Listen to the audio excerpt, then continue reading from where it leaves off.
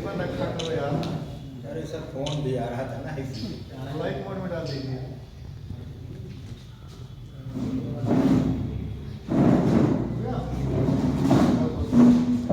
मैं श्री सत्य प्रकाश वर्मा जी से अनुरोध करूंगा कि वो जिला अध्यक्ष श्री पार्टी का माल्यार्पण कर स्वागत करें। जो पहला है आप पूछो। आप हमारे सामने देखिए। खूब बजाइए, आप लोग तारीफ खूब बजाइए।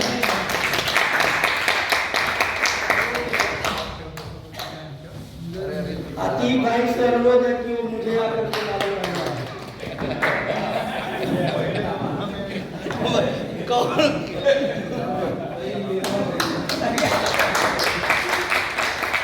माल्यार्पण कर स्वागत करें।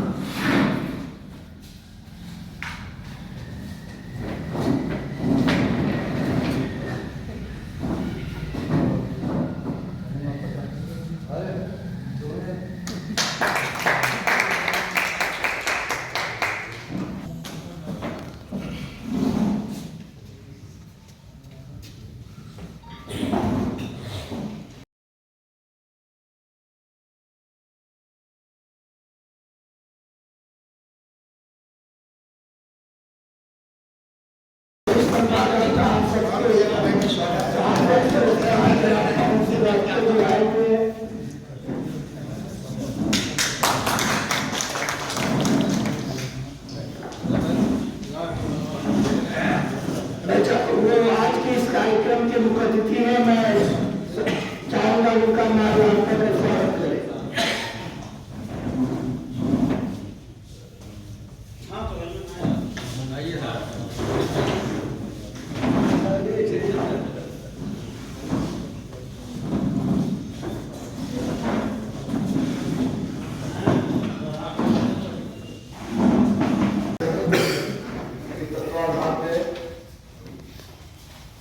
आप लोगों का की जो कार्यक्रम इसमें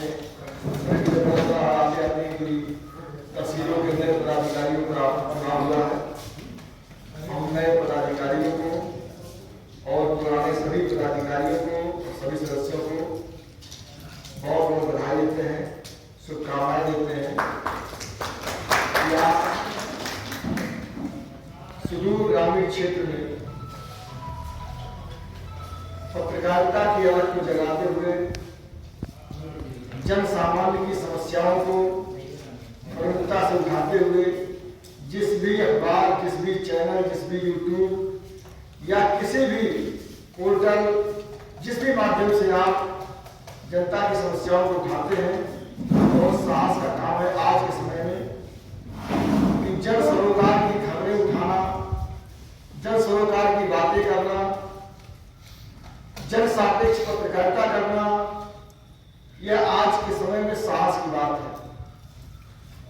क्योंकि किसी जमाने में जब देश की आजादी की लड़ाई चल रही थी तो कहा गया था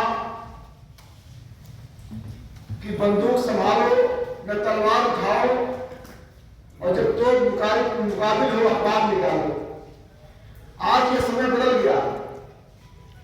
आज अखबार जो है, जो तोप और बंदूक और तलवार के मुकाबले खड़ा हुआ था, आज कुछ चंद सिक्कों के मुकाबले वो तब गया है।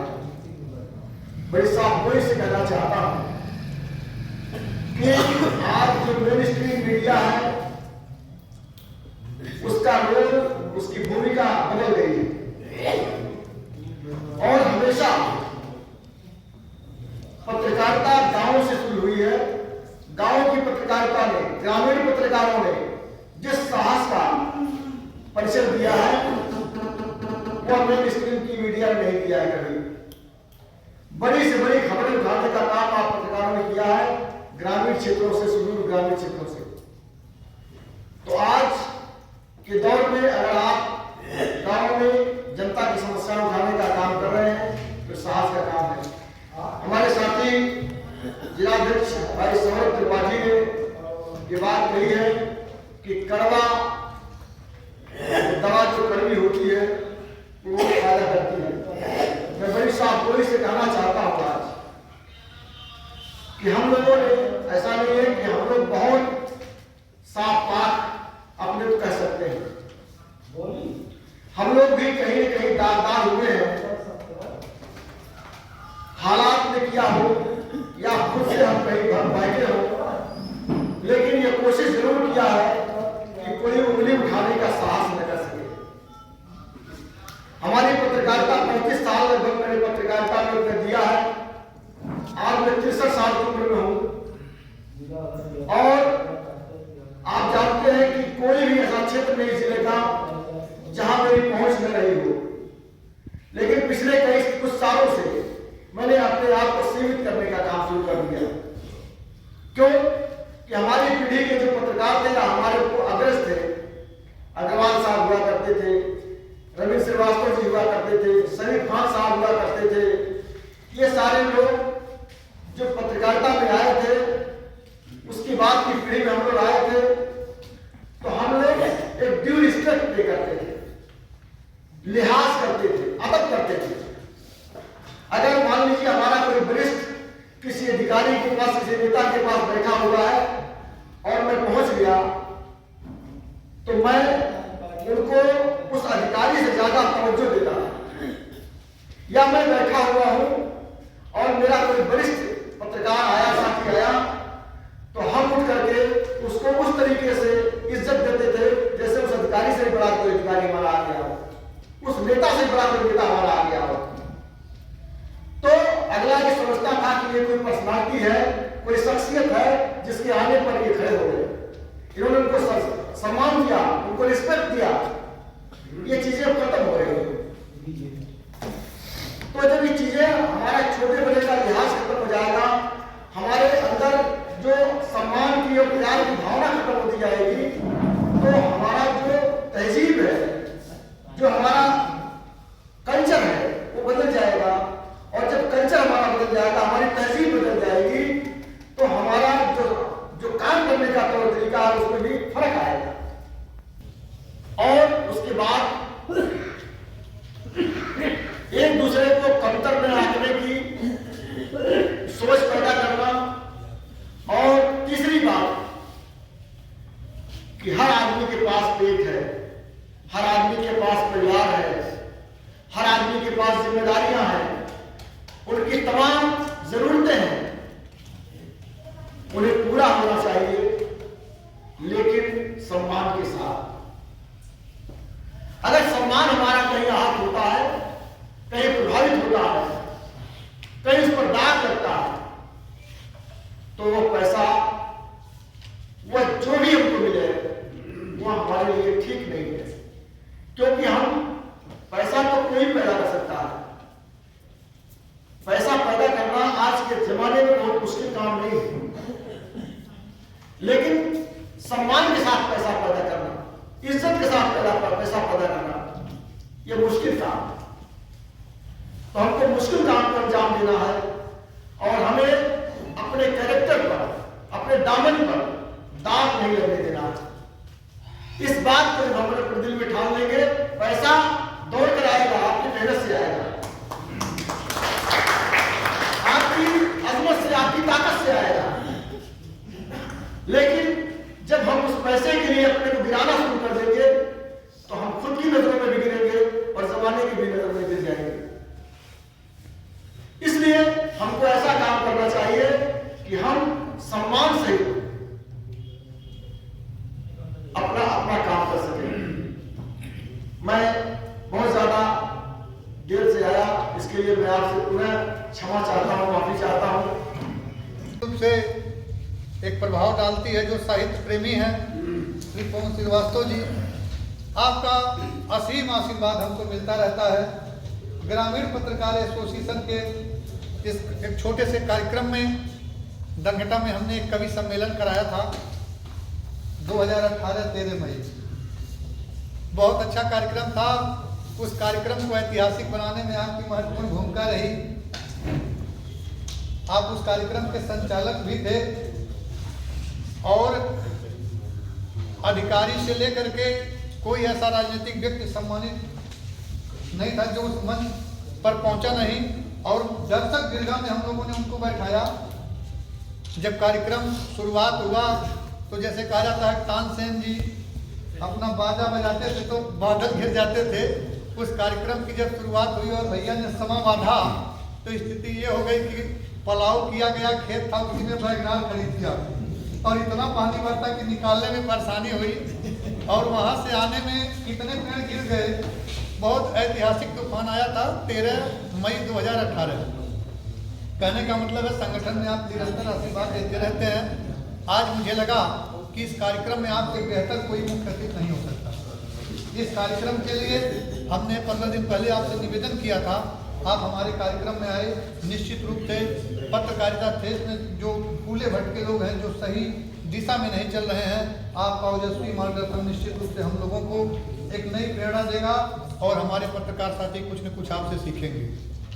मैं बताना चाहता हूं कि हम सभी एक प्रयास करते हैं कि समाज में जो नई पीढ़ियों का स्थानांतरण होना चाहिए पत्रकारिता का, वो सब नहीं हो पा रहा है, उसका क्षरण रोका जाए और जो हमारी नई पीढ़ी है जिनके पास असीम ऊर्जा का भंडार है, वो अपनी ऊर्जा समाज सेवा, राष्ट्र हित और समाज कल्याण में लगाने का काम करें। हमारे संगठन का उद्देश्य है कि जो जवाबदेही हो जनता के प्रति, समाज के प्रति, सरकार के पास, वो जमीनी स्तर पर हो।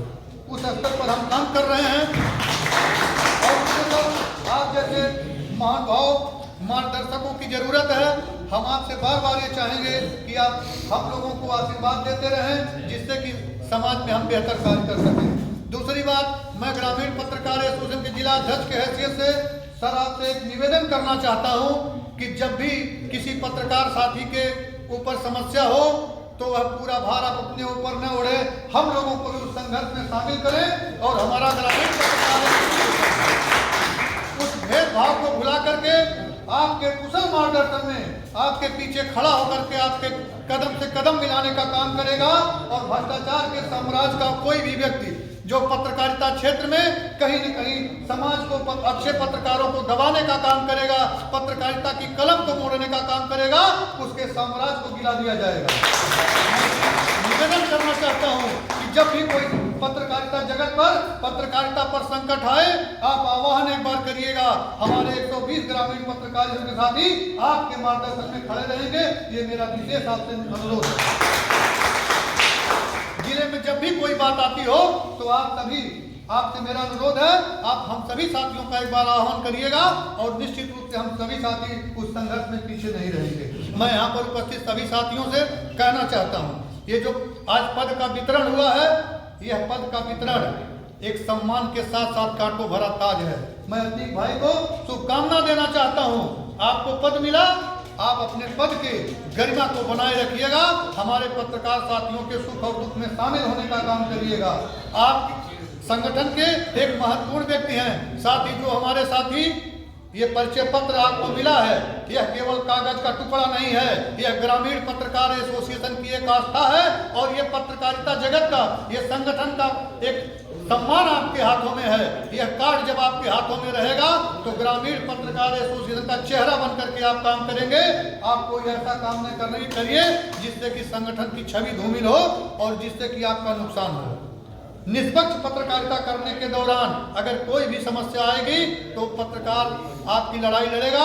ग्रामीण पत्रकार एसोसिएशन आपने ताकत दिया। अभी चंद समय पहले अंगद पाठक जी जो दनघटा के दैनिक जागरण अखबार के पत्रकार हुआ करते थे, एक ग्राम प्रधान के पास चले गए। निर्भीक साहब यहाँ बैठे हुए हैं, पूरा मामला जान रहे हैं। वह ग्राम प्रधान किसी व्यक्ति के माध्यम से हमसे कहा कि 20,000 रुपया ले लीजिए अध्यक्ष जी, आप चुप हो जाइए। मैंने तहसील अध्यक्ष अश्वनी पांडे जी से कहा कि आप जाकर के तहसील थानाध्यक्ष से बात करिए कि मुकदमा दर्ज होगा कि नहीं होगा। श्री सतीश सिंह जी जो इस समय बखिरा के थाना प्रभारी हैं, उन्होंने इनसे कहा कि जब वो आदमी जब पत्रकार कवरेज करने गया तो वहाँ महिलाएं बच्चों को दूध पिला रही थी, अश्लील वीडियो बना रहा है, आपके ऊपर मुकदमा दर्ज होगा।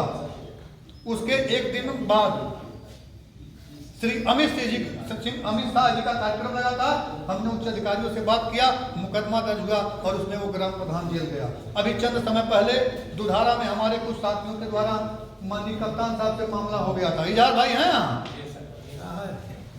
अतरौल बारी साहब का फोन आया, हमने कहा कि आप बात करिए, आपसे अगर नहीं हो रहा है तो बात होगी। चूंकि वो मामला एसपी साहब तक का था। थाना अध्यक्ष और सीओ से हमारे साथियों ने वार्ता किया, उन्होंने हाथ खड़ा कर दिया। हमने कप्तान साहब से बात किया और उसके बाद हालांकि उसमें हमारे कुछ पत्रकार साथियों की वहाँ गलती थी, लेकिन चूंकि वो हमारे संगठन, हमारे परिवार और हमारे पत्रकारिता जगत से जुड़ा हुआ व्यक्ति था, हमने कप्तान साहब से कहा कि साहब 99 गलती होती है, अगर वो पत्रकार भी एक गलती कर दिया है तो निश्चित रूप से वो व्यवस्था बनाई जाए और हमारे पत्रकार साथी ससम्मान बिना 151 के छोड़ दिए गए। अभी चंद समय पहले एक छोटा सा मामला था प्रेम नारायण भैया का, जो निश्चित रूप से अभी संगठन में हमारे विश्वास करके हमारे साथ आए हैं, उस पर भी बात हुई और आप गए, सार्थक वार्ता हुई, वहाँ के दरोगा को लगाया गया, सम्मानित ढंग से सभी साथियों को चाय पिलाए और उस कार्यक्रम में उनको न्याय मिला, वो माफी मांगी। तो निश्चित रूप से आप सभी हमारी ताकत हैं, बैठक में आइए, निष्पक्ष पत्रकारिता करिए और समाज में एक अच्छी छवि बनाइए। ईश्वर भी आपकी मदद करेगा, हम सभी आपकी मदद करेंगे। आप सभी अपना बहुमूल्य समय निकाल करके आए, मैं आप सभी का जिलाध्यक्ष की हैसियत से इस्तकबाल करता हूं, स्वागत करता हूं, अभिनंदन करता हूं और आपकी सुरक्षा के लिए ये वचन देता हूं कि जब भी आप निष्पक्ष पत्रकारिता के दौरान आप पर कोई समस्या आएगी तो केवल संत कबीर नगर नहीं, 75 जनपद 18 मंडलों के प्रत्येक जिला जय हिंद, जय भारत।